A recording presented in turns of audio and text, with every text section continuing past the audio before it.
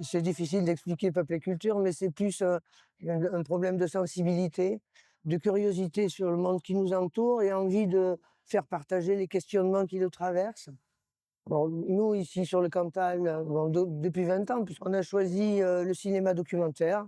Le cinéma parce que c'est un moment où on partage des images, mais des images qui soulèvent du débat, qui soulèvent des questions, et qu'après on peut approcher chacun individuellement ou collectivement. Sous le couvert, entre guillemets, de l'éducation populaire, en fait, il y a plein de choses, quoi. Même si au tout départ, c'était vraiment, du film documentaire, d'aller là où le cinéma ne va pas et cetera. Finalement, on voit qu'il y a plein de choses qui peuvent, s'agréger dessus.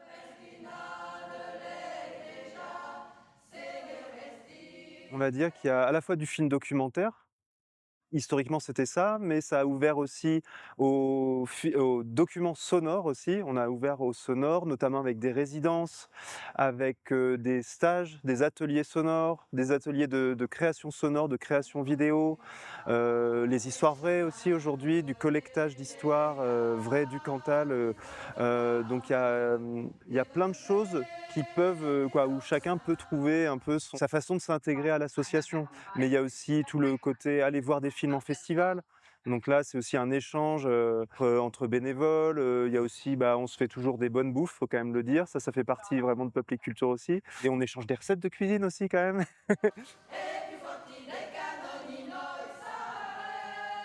On intervient au sein de la classe culturelle du collège de la Ponetti. Donc c'est aussi au niveau scolaire, c'est comment on va toucher d'autres personnes. On a pu faire des choses avec l'école de musique, avec la communauté de communes de Cerrégoul-en-Carladès, avec le court-métrage aussi. Ça permet aussi de toucher d'autres personnes. L'idée de tout ça, de Peuple et Culture, c'est vraiment toucher le plus grand nombre. Voilà comment on essaie de parler d'éducation populaire et de Peuple et Culture à des gens les plus variés possibles et ne pas rester dans l'entre-soi surtout. L'un d'entre nous a lancé l'idée de collecter des histoires.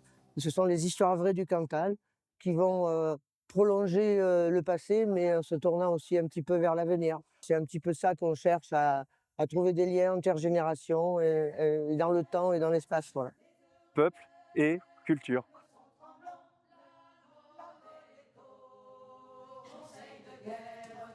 Et les pavés sont tous en blanc. Oui, mais